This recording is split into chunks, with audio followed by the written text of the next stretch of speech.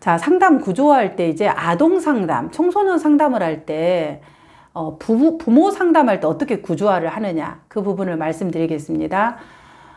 이제 대부분의 경우에는 유아나 아동 상담할 때는 부모한테 처음 얘기할 때 아이도 얘기하지만 부모한테 먼저 접수 면접을 하죠. 그럼 부모 접수 면접할 때 구조화를 하는 거예요. 안녕하세요. 제가 상담사 김영숙입니다. 그래서 아이하고 제가 아동 상담을 할 때는 40분간 아이하고 놀이 아동 상담을 합니다.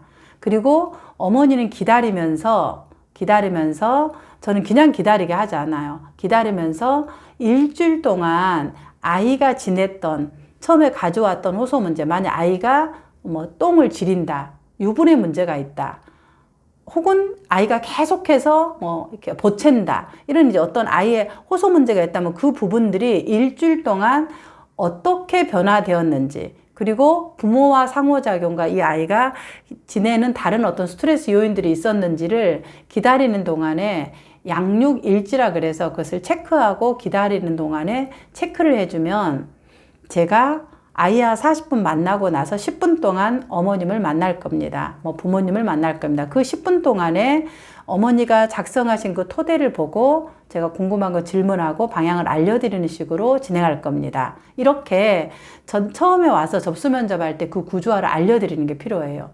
그러면은 이제 부모님들은 그것을 볼 때 아이는 40분 정도 하고 아이가 더 어리면 35분 정도, 대략적으로 40분 정도로 해요.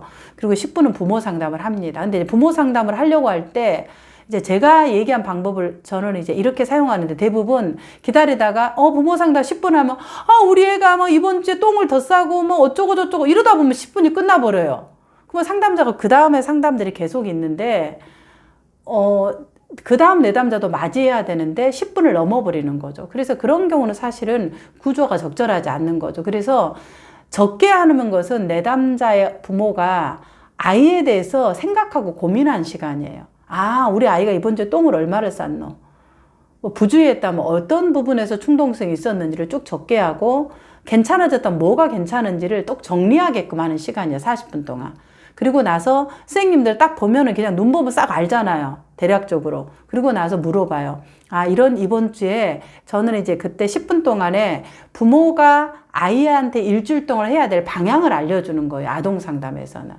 특히 이제 가지고 왔던 이런 부분에서 어머니 이런 부분은 잘 하셨네요. 아이의 시간을 지켜서 잠자기 전에, 그리고 밥 먹기 전에 화장실을 다녀오게 하는 거 약속 지켜서 아주 어머니 잘하셨네요. 어떻게 이렇게 잘하실 수 있으세요? 어머니 강점을 인정해주고, 두 번째, 어떤 것들이 좀 그 부분을 해 나가는데 어려움이 되셨어요? 어려운 점을 물어봐요. 그러면 이제 부모님들이 어려운 부분은 이제 얘기를 하면은 놀이에서는 아이가 이러이러이러한 부분들이 보였습니다. 근데 이런 부분이 좀 집에서는 학교에서도 보였나요?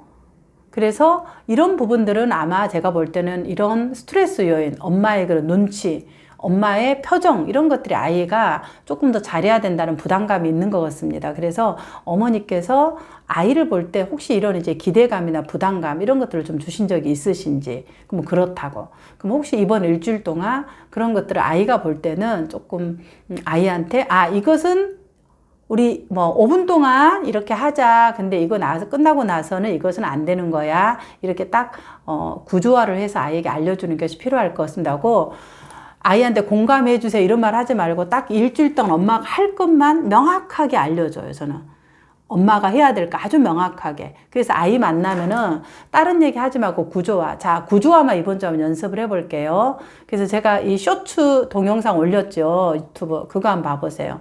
자, 아이를 항상 만나면은 아이가 이렇게 산만하고 또 이게 잘 안 되는 아이들은, 자, 지금 엄마하고 지금 우리가 숙제하는 시간이에요. 자, 지금 시계를 보세요. 시계 딱 보여주고.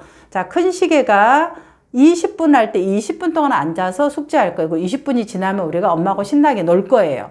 그리고 같이 시계를 올려놓고 공부를 하는 시작을 하는 거. 끝나고 나면은 그러면 끝났다, 잘했다. 그렇게 하고 딱 끝마치는 이것만 일주일 동안 해보세요 하고 명확하게 알려줘야 돼, 부모한테. 그리고 그것들이 왜 어려움이 됐는지, 뭐가 안 됐는지를 다시 그 다음 시간에 알게 해서 이 아이의 문제 행동과 어려움들이 어떻게 수정되어지는지를 계속해서 이 피드백들을 긴밀하게 해 나가는 것이 그 10분 동안의 부모 상담의 방향이에요. 이게 약간 이건 코칭에 가까운 거죠. 부모의 심리적인 것을 하는 것이 아니라. 근데 부모의 심리적인 것이 아이에게 굉장히 크게 영향을 미치고 있다 그러면 어머니 제가 볼 때는 아이의 이런 부분들이 아이의 기질도 있지만 엄마하고 상호작용해서 하는데 어머니가 너무 많이 에너지가 딸리시고 힘이 들어서 엄마가 조금 에너지를 이렇게 심리적으로 산소를 조금 보충해 주는 것이 필요할 것 같아요. 그래서 그런 부분들을 어머니 개인 상담을 조금 받으시는 것이 아이의 이런 문제 행동을 줄이는데 훨씬 도움이 될 것 같은데 어떠세요 하고 개인 상담을 별도로 안내를 해드리는 게 필요하죠.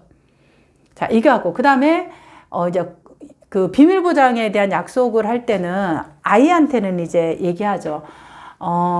자, 철수 반가워요. 이제 선생님하고 우리 이제 그 상담을 할 텐데, 이제 아이가 어릴 때는 그 시계를 보는 거죠. 자, 큰 시계가 여기 12에서 8가 있을 때까지 선생님하고 여기서 마음의 이야기를 하는 거예요. 여기에 있는 놀이를 가져와서 이렇게 여기에 있는 놀이를 가져와서 얘기할 수도 있고, 루즈 놀이예요. 자, 그 다음에 또 이 마음속에는 그림으로 그릴 수도 있어요. 그리고 아무한테도 얘기 안 하고 우리 비밀 얘기도 할 수 있어요. 이렇게 이제 얘기를 해요. 근데 여기서 꼭 지켜야 되는 게 있어요. 화가 나면은 화가 나! 이렇게 얘기할 수 있지만 물건을 던지거나 욕을 하거나 쌤을 때리거나 이렇게 하는 것은 안 돼요. 이렇게 이제 이게 그 얘기를 하는 거죠. 그리고 여기서 하는 건 비밀 얘기인데 선생님이 비밀로 하는데 엄마한테 얘기를 안 할 거예요. 근데 꼭 얘기를 해야 되는 게 있어요. 그게 뭐냐면, 철수가 위험하다. 누가 철수를 때리고 있겠다. 그리고, 나 죽을 거야. 죽어버릴 거야. 이런 자살에 관련된 거 위험하다. 이런 경우는 안전이 중요하니까 선생님이 엄마에게 이것은 알려야 되는 거예요. 이렇게 이제 똑같아. 아이의 언어로 얘기하는 거예요. 이렇게. 그럼 애들이 알았어요. 그래. 근데 선생님이 하나 물어볼 게 있어요. 선생님하고 이렇게 놀이하고 이러는 거 엄마가 궁금해 하잖아요. 그러면은 엄마가 우리 철수가 어떤 놀이를 했고 어떤 이런 게 이제 궁금할 때 선생님이 철수하고 놀았더니 놀이에 얘기해서 얘기를 해줄 수 있는 것과 없는 게 있는데 어떻게 했으면 좋을까요? 이래요. 그러면 아이들이 다 얘기해요. 괜찮아요. 그 제가 할 수 없는 것은 비밀 이렇게 얘기할게요. 이렇게 이제 얘기를 아이들이 해요. 그래. 좋아. 그러면 너가 얘기하지 말아라는 것은 비밀인데 쌤도 비밀 지킬 수 없는 거 아까 얘기했지요. 이렇게 해서 다시 환기를 시키는 거예요.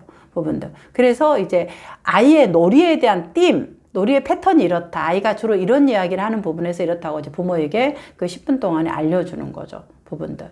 근데 이제 그걸 매번 알려줄 필요는 없어요. 부모 이야기를 들으면은 그 양육일지 적는 것을 아이하고 그 놀이하다 보면 이제 비교를 해보면 금방 나오잖아요. 그래서 이제 그걸 보고 진행을 하는 거죠.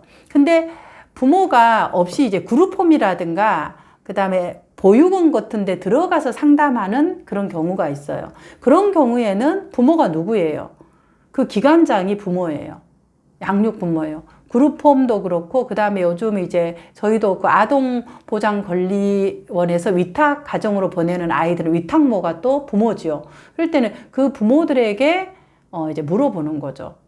위탁 부모에게 물어봐서 이 아이의 하는 그래서 이제 이 그룹홈이라든가 어디야 이게 보육원에 있는 아이들은 사실은 부모가 생물학적인 부모가 있고 지금 그룹홈이라든가 그 보육원에서 이렇게 양육해주는 양육 부모가 있어서 두 개의 부모를 사실은 이제 이런 그 사례 보고서에서는 가계도 그릴 때 두 개를 다 표시를 하는 것이 이해하기가 훨씬 쉽겠죠. 네. 그래서 이제 그런 부분으로 진행할 수 있을 것 같습니다.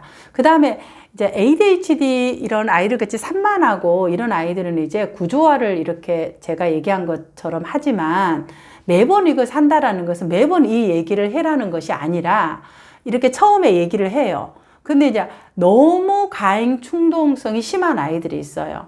그러면 이제 약간 전 놀이처럼 시작할 때 이렇게 딱 시작할 때 서서 앉아서 하지 않고 이제 몸을 움직이잖아요. 이렇게 서서 자, 우리 철수 오늘 시작할 때 우리가 기억해야 될 거 우리 한번 뭐 이제 이렇게 약간 구호처럼 해도 돼요. 자, 한번 우리 쌤하고 한번 이렇게 구호 한번 해보고 할까? 이렇게 얘기를 해요. 그러면은 처음에 와서 뭐 이렇게 화가 난다고 물건을 던지지 않기, 그다음 때리지 않기, 욕하지 않기 이제 이렇게 하면서 하면은 아이들이 그것들이 이제 기억해서 주의력이 짧기 때문에 그 부분을 아이들이 기억을 하고 하기가 쉽죠. 특히 집단할 땐 더 그러죠.